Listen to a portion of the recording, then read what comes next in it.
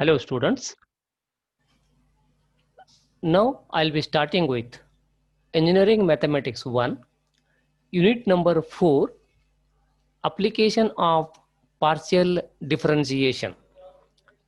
In this, we will be studying Jacobians and its applications. If u is equal to f1 of xy and phi is equal to f2 of xy are two differentiable and continuous functions having first order partial derivatives, then the functional determinant defined by partial derivative of u with respect to x, partial derivative of u with respect to y in the first row, partial derivative of phi with respect to x, partial derivative of phi with respect to y, which is a 2 by 2 determinant, is also equivalent to u suffix x, u suffix y, phi suffix x, phi suffix y, where these suffixes denote the partial derivatives is a 2 by 2 determinant, and this determinant of the first order partial derivatives of the two functions with respect to the two variables is called the Jacobian of the two functions u and v with respect to x and y, and we denote it by j of u comma v over x comma y, or this is dou of uv divided by dou of x comma y, or j of x comma y, or j. Now these are the different notations for this partial derivative determinant, and these notations you'll have to remember. Usually you can expect this notation in the examination. This notation is the notation for the Jacobian of the two functions u and v with respect to x and y. Similarly, if we are having the three functions u, v, w, now these three functions are the functions of three more independent variables x, y, z having continuous partial derivatives of first order, that is, let u is equal to f of xyz, phi is equal to g of xyz, and w is equal to h of xyz are the three functions with three variables having continuous first order partial derivatives. Then the Jacobian of UVW with respect to XYZ is a 3 by 3 determinant given by the partial derivative of u with respect to x, the partial derivative of u with respect to y, the partial derivative of u with respect to z in the first row. This is the first function with the first order partial derivatives. And similarly, the second row is the second function with respect to the three variables x, y, z. And in the third row, you are having the third function with respect to x, y, z as the partial derivatives of these. Now this is a 3 by 3 determinant. Now this also you can write u suffix x, u suffix y, u suffix z, and in case of, as in the case of the 2 by 2 determinant, here it is a 3 by 3 determinant. Now this is vx, vy, vz, partial derivative of v with respect to x, v with respect to y, phi with respect to z, w with respect to x, w with respect to y, and w with respect to z. Now this is called a Jacobian of UVW with respect to x, y, z. So likewise, we can find the Jacobians of fourth order are of more variables. An important application of Jacobian is in connection with the change of variables in multiple integrals. That means when you are studying this multiple integrals and their applications, whether you are finding the areas, the volumes, center of gravity, and so on, in that you will be using this as a connection with change of variables in the multiple integrations. Now we'll see the following four important properties of Jacobians. Here we consider four of the most important properties of the Jacobians. The first property, if the Jacobian J is equal to the delta of u comma v divided by delta of x comma y, and J dash is the Jacobian of x comma y with respect to u comma v, then J into J dash is equal to dou of u comma v divided by dou of x comma y, dou of x comma y divided by dou of u comma v is equal to 1. That is, it implies J is equal to 1 upon J dash, because you are having J into J dash is equal to 1. Therefore, J is equal to 1 upon J dash, or J dash is equal to 1 upon J. That means when J is given, you can find J dash, or when J dash is given, you can find J by using the property J into J dash is equal to 1.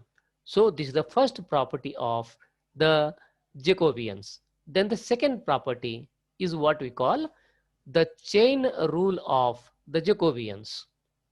What it says that if u and v are functions of R and S, and R and S are the functions of x comma y, that is, in the form of a chart you can write like u and v are functions of R and S. R and S themselves are the functions of x and y. Then automatically u and v are the functions of x and y. Then it can be shown that the Jacobian of u and v with respect to x comma y is equal to, what is that? The product of the Jacobian of u and v with respect to R and S multiplied by Jacobian of R and S with respect to x comma y. So here you'll have to remember that these are the first dependent variables and these are the independent variables. These independent variables again become dependent variables when x and y are independent variables. Therefore, u and v, x and y, u and v are the dependent variables, x and y are the independent variables. Then you are interested in finding the Jacobian of u and v with respect to x and y. Now this is sometimes called the composite functions or the functions of the functions. Okay. Now these four functions, that is u, v, r, s, and the independent variables x and y are related by this chain rule of the Jacobian. This is called the chain rule. Then the third property, Jacobian of implicit functions. If u1, u2, u3, instead of being given explicitly in terms of x1, x2, x3, be connected with the equations such as f1 of u1, u2, u3, x1, x2, x3 is equal to 0, f2 of u1, u2, u3, x1, x2, x3 is equal to 0, f3 of u1, u2, u3, x1, x2, x3 is equal to 0. Now, when you see these three functions, here, see for example, here you are having, these are the functional relations, f1, f2 and f3. Then here you are having in all u1, u2, u3, x1, x2, x3. Now, these are 6 variables. That is, f1 is a function of 6 variables, f2 is a function of 6 variables, and f3 also is a function of 6 variables, in which u1, u2, u3 are implicit functions of x1, x2, x3, or x1, x2, x3 are implicit functions of u1, u2, u3. Now, therefore, you are interested in finding what will be the Jacobian of these three functions, that is u1, u2, u3, and the three variables x1, x2, x3. So you want to find a Jacobian of these three functions with respect to these three variables under the three functional relations, and that Jacobian is given by, this is the Jacobian of u1, u2, u3 with respect to x1, x2, x3 is equal to minus 1 to the power 3. Now this is minus 1 to the power 3 is minus 1 as such. But here you are having three variables, therefore you are having this is 3. Then this is in the denominator, you are having x1, x2, x3. Then the Jacobian of f1, f2, f3 with respect to x1, x2, x3. The denominator will come in the numerator. f1, f2, f3 is common in both the Jacobians. Now this is the Jacobian of f1, f2, f3 with respect to x1, x2, x3. Then in the denominator, Jacobian of f1, f2, f3 with respect to u1, u2, u3. Now in the numerator you are having u1, u2, u3, that will come in the denominator. f1, f2, f3 is common in both. Okay. Now what is this? This is Jacobian. That means this is a 3 by 3 determinant. This also is a 3 by 3 determinant. And the division of these two with a minus sign is the Jacobian of u1, u2, u3 with respect to x1, x2, x3. Okay. Now this is what we call the third important property of the Jacobians. Then the fourth property. What is the fourth property? This is the functional relationship property. If u1, u2, u3 be functions of x1, x2, x3, then the necessary and sufficient condition for the existence of a functional relationship of the form f of u1, u2, u3 is equal to 0. That is to be functionally dependent is, what is the condition? The Jacobian of u1, u2, u3 with respect to x1, x2, x3 must be equal to 0. So that means these three functions, which are the three functions u1, u2, u3. Okay, these three functions with three variables, which are the variables x1, x2, x3. Now these three functions with these three variables are said to be functionally dependent if that f of u1, u2, u3 is equal to 0 if and only if Jacobian of u1, u2, u3 with respect to x1, x2, x3 is equal to 0. That is, this again a 3 by 3 determinant. If this 3 by 3 determinant is equal to 0, then we say that these three functions are functionally dependent. If the Jacobian is not equal to 0, then the functions u1, u2, u3 are said to be functionally independent. Then when you are having functional relationship, when we solve the problems on this, usually the questions will be verify whether the following functions are functionally dependent. If dependent, find a relation between them. Okay. Then how to find a relation between them, how to solve the questions of this type of the problems, we'll see step by step in the next lectures to come. Then here let us take examples to illustrate these ideas in detail. Now say for example, we are having an example in the polar coordinates. X is equal to r cos theta, y is equal to r sin theta. Then find Jacobian J is equal to Jacobian of x and y with respect to r and theta. and j dash is equal to Jacobian of r and theta with respect to x and y, and also show that j into j dash is equal to 1. Now students, remember, this is very, very important relation, or the Jacobian, which you are transforming x and y, the Cartesian coordinates, in terms of the polar coordinates r and theta. Okay, so here you are having the Jacobian of x and y with respect to r and theta, and then you are having a Jacobian of r and theta with respect to x and y. So we'll solve this in detail. We'll try to understand, because the application of this equation or the Jacobian will give you the transformation from the Cartesian coordinates into the polar coordinates. Okay, how to find it? We'll start something like this.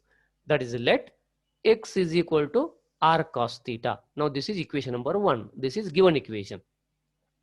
Y is equal to r sin theta. That is the second given equation. Now see, for example, from these two equations you can find the first Jacobian of x, y with respect to r and theta. But to find the Jacobian of r and theta with respect to x and y, we need two more relations. Which are the relations? That relations will have to squaring and adding these two equations 1 and 2. We get x square plus y square. This is square of this value is equal to x square is equal to r square cos square theta plus y square is equal to r square sin square theta. Then r square you can take it outside because this is common value. Then sin square theta plus cos square theta, and you know that sin square theta plus cos square theta is equal to 1. So therefore I get the third relation, that is x and y are the functions of r. That is, r is converted to a function of x and y, so that you can find the partial derivatives of r with respect to x and y. Then dividing equation number 2 by equation number 1. This is 2, this is 1. So dividing this equation number 2 by equation number 1 means you get y upon x is equal to r sin theta divided by r cos theta. R and r will get cancelled. You get this is equal to tan theta. That implies theta is equal to tan inverse of y upon x. Now here again you are having theta is a function of x and y, because you want to convert that theta as a function of x and y, then only you can find the Jacobian. Okay, so therefore when these two equations are given, you will have to form equation number 3 and equation number 4 to find the second Jacobian. Okay, now using these four equations, let us find j and j dash. Now by definition, j is equal to Jacobian of x comma y with respect to r comma theta. That is the determinant. Partial derivative of x with respect to r, that is delta x by delta r, delta x by delta theta. Then delta y by delta r, delta y by delta theta. Now when you find partial derivative of x with respect to r, that is, here you are having x is a function of r, you are finding the partial derivative of this with respect to r. Cos theta remains constant, therefore you get delta x by delta r is equal to cos theta. Then delta r, delta x by delta theta, with respect to theta r is constant and cos theta becomes minus sin theta. So therefore you get delta x by delta theta is equal to minus r times sin theta. Then delta y by delta r is equal to sin theta, and delta y by delta theta is equal to r cos theta. Now this is a 2 by 2 determinant. Cos theta minus r sin theta and r cos theta.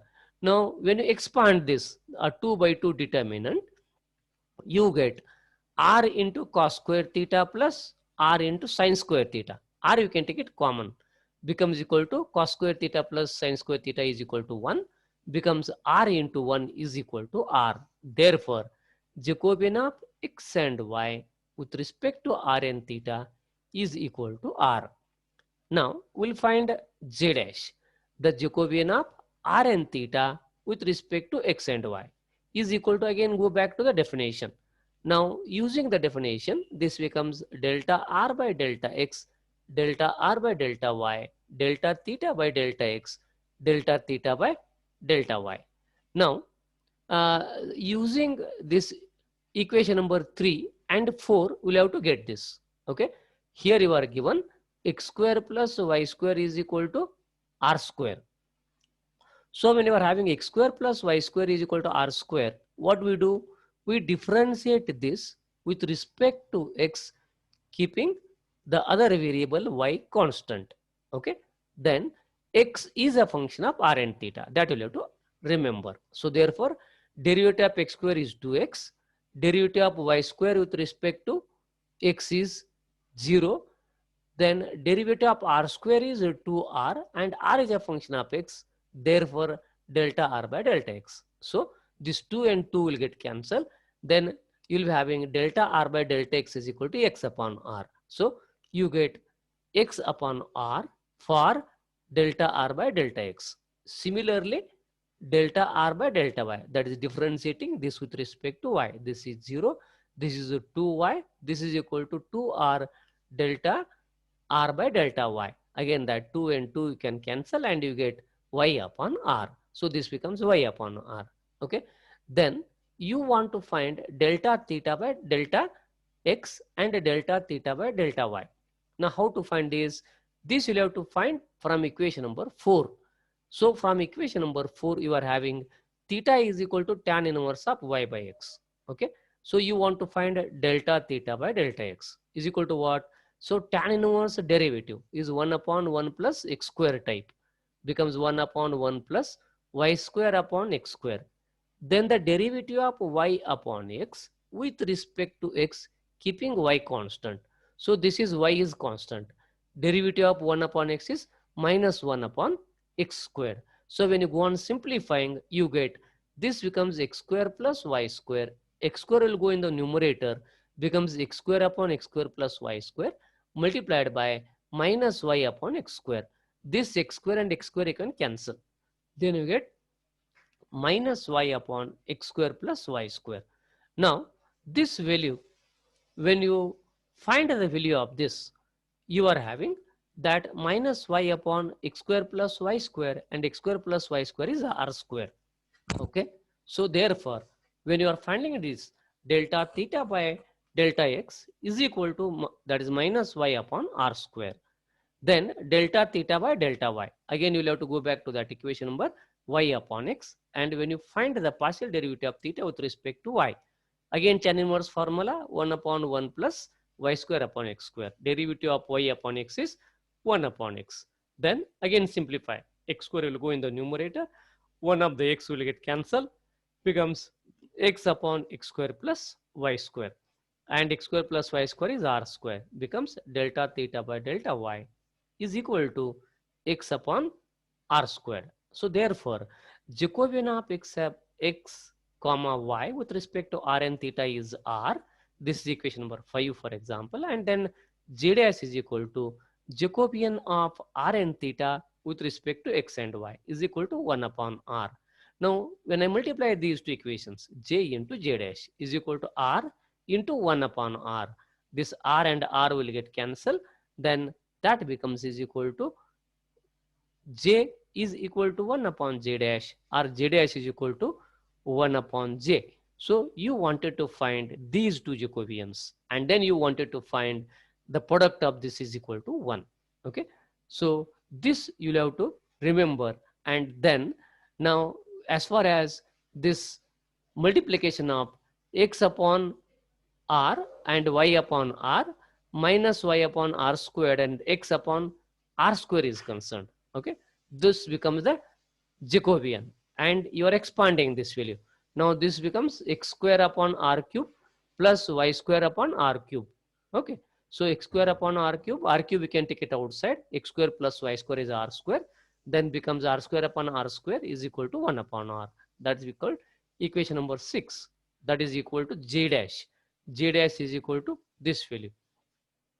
Then the important application of this in the transformation of a Cartesian to polar coordinates in a double integrals we use. So we have seen the application of the Jacobians in the multiple integrals. Now this is a double integral. Again, when you go to that double and triple integrals, you will be learning this becomes an area integral. This is a function of x and y dx dy. Now this dx dy is called the area element in the Cartesian form, and this function f of xy dx dy has to be converted or has to be transformed into a function of rn theta. And when you are transforming this Cartesian coordinate to the polar coordinates rn theta, then you will have to multiply by the modulus of the Jacobian of x and y with respect to rn theta. That means if you want to transform x and y to r and theta, you'll have to find a Jacobian. So therefore, Jacobian is a transforming factor. That means this dr d theta has to be multiplied by the Jacobian of the conversion xy with respect to r and theta.